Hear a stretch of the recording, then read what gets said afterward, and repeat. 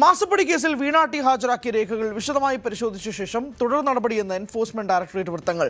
CMRL കമ്പനിയുമായി എക്സാലോജിക് ഉണ്ടാക്കിയ കരാറടക്കമുള്ള രേഖകൾ വീണ ഇഡിക്ക് കൈമാറിയെന്നാണ് സൂചന.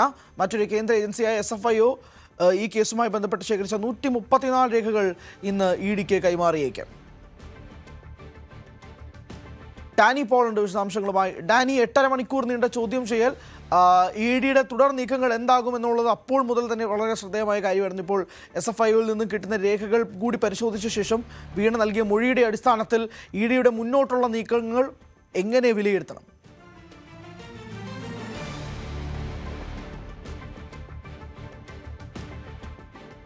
ഈ കേസിൽ ഏറ്റവും പ്രധാനപ്പെട്ടതെന്ന് പറയുന്നത് ഇന്നലെ വീണയുടെ ചോദ്യം ചെയ്യൽ തന്നെയായിരുന്നു. അതിനുശേഷം അവർ സമർപ്പിച്ച രേഖകളടക്കം പരിശോധിക്കപ്പെടേണ്ടതുണ്ട്. കാരണം ED അവരോട് അവരുടെ ബാങ്ക് ഡീറ്റെയിൽസ് അടക്കം ഹാജരാക്കാനായിട്ട് അവരോടും ആവശ്യപ്പെട്ടിരുന്നു. നിലവിൽ ശേഖരിച്ചത് കൂടാതെ തന്നെ അവർ ചില കാര്യങ്ങൾ അവിടെ ഹാജരാക്കേണ്ടതുണ്ട് ചോദ്യം ചെയ്യലിൻ്റെ ഭാഗമായി എന്നത് ആവശ്യപ്പെട്ടിരുന്നു. ഇതുമായി ബന്ധപ്പെട്ടുകൊണ്ട് വീണ ടി സമർപ്പിച്ച രേഖകൾ ഈ ചോദ്യം ചെയ്യലിൻ്റെ ഇടവേളകളിൽ അതിൽ പരിശോധിക്കപ്പെടുകയും ചെയ്തിട്ടുണ്ട്. ഒപ്പം തന്നെ ഇവർ നൽകിയ മൊഴി, അതാണ് ഏറ്റവും പ്രധാനപ്പെട്ടത്. അത് കൃത്യമായി അത് വസ്തുനിഷ്ഠമായി പരിശോധിക്കപ്പെടണം. കാരണം EDയുടെ ഒരു രീതി എന്ന് പറയുന്നത് ED ഒരു ചോദ്യാവലി നൽകിക്കൊണ്ട് അതിൽ ഉത്തരം രേഖപ്പെടുത്തി പോവുക എന്ന രീതിയിലാണ് പോകുന്നത്.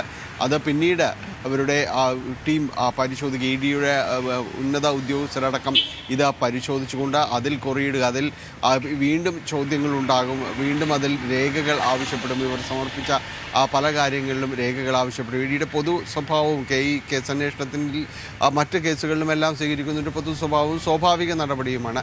ഇത് തന്നെയായിരിക്കും ഇവിടെയും അനുവർത്തിക്കപ്പെടുക.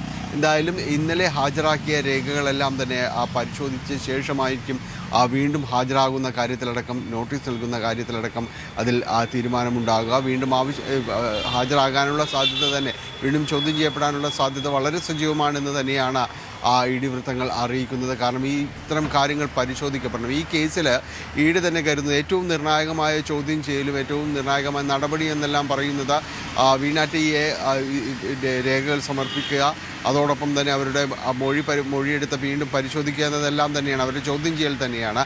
അതായിരിക്കും ഇനി വരും ദിവസങ്ങളിൽ തന്നെ തുടർ നടപടികളിലേക്ക് നീങ്ങാനുള്ള മുഴുവൻ സാധ്യതയുമാണ് ഉള്ളത്. പ്രധാനമായും തന്നെയും ഈ എക്സാലോജിക്കുമായി നടത്തിയ ഇടപാടിൽ ഇതിൻ്റെ കരാറിലെ വ്യവസ്ഥകൾ എന്തൊക്കെയായിരുന്നു?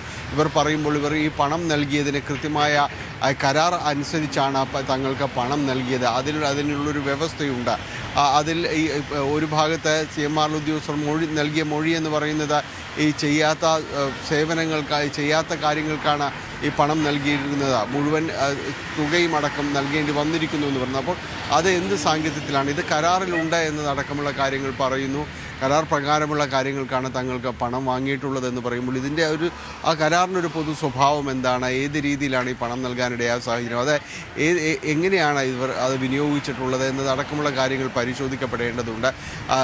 ED പൊതുവിൽ സംശയിക്കുന്നത് ഇതിൽ ഒരു കള്ളപ്പണ ഇടപാടടക്കമുള്ള കാര്യങ്ങൾ നടന്നിട്ടുണ്ട് എന്നതാണ് EDയുടെ ഒരു പ്രധാനപ്പെട്ട ഒരു നിഗമനവും സംശയവുമായിട്ട് ഈ കേസിൽ ഉള്ളത്. അങ്ങനെയെങ്കിൽ അവർക്ക് ആ രീതിയിലേക്ക് പോകുന്നത് എന്ത് കാരണങ്ങൾ ചൊല്ലിയാണ് എന്നതാണ് അറിയേണ്ടത്. അപ്പോൾ അതിന് ആനുപാതികമായ ഏതെങ്കിലും രീതിയിലുള്ള തെളിവുകൾ ലഭിച്ചിട്ടുണ്ടോ എന്നതെല്ലാം തന്നെ ഇനിയുള്ള ദിവസങ്ങളിൽ നമുക്ക് അറിയാനായിട്ട് സാധിക്കും. കാരണം ഇനി പ്രധാനമായും ആ രീതിയിലുള്ള ഒരു അന്വേഷണമായിരിക്കും അവരുടെ ഭാഗത്തു നിന്നുണ്ടാകും. അപ്പോൾ ഈ തുടർ നീക്കങ്ങളിലാണ് വളരെ സ്പഷ്ടമായി നമുക്ക് പറയാൻ കഴിയുക ഇതിൽ ഏതെങ്കിലും രീതിയിൽ ഇടപാടുകൾ, കള്ളപ്പണ ഇടപാടുകൾ അടക്കം നടന്നിട്ടുണ്ടെങ്കിൽ അത് കൃത്യമായി ED അടയാളപ്പെടുത്തുക ചെയ്യും. ഏതായാലും വരും ദിവസങ്ങളിൽ തന്നെ വീണയ്ക്ക് നോട്ടീസ് അയക്കാനും അതോടൊപ്പം തന്നെ ഈ രേഖകൾ പരിശോധിച്ച് അവരെ വിളിച്ചു വരുത്തുവാനുമുള്ള ഒരു സാധ്യതയാണ് വളരെ സജീവമായിട്ട് നിലനിൽക്കുന്നത്. ആ സാഹചര്യത്തിലേക്ക് തന്നെയാണ് നീങ്ങുന്നത്. വീണയെ വീണ്ടും ചോദ്യം ചെയ്യലിനായി ED വിളിപ്പിക്കുമോ എന്നുള്ള ചോദ്യമാണ് നിലനിൽക്കുന്നത്. ഡാനിയാണ് വിശദാംശങ്ങൾ നൽകിയത്.